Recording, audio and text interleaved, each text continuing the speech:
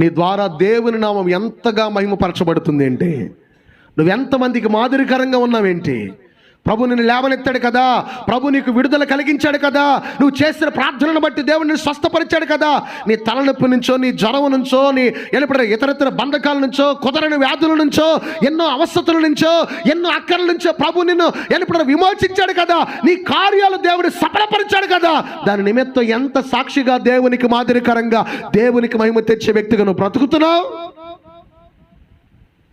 అక్కరలు తీర్చమంటే దేవుడు అవస్థతులు తీర్చాడు, సమస్యలు తీర్చమంటే దేవుడు సమస్యలు పరిష్కరించాడు.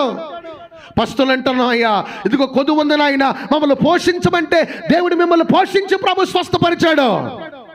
వివాహం లేని నీ జీవితంలో వివాహాన్ని ప్రభు జరిగించాడు కదా.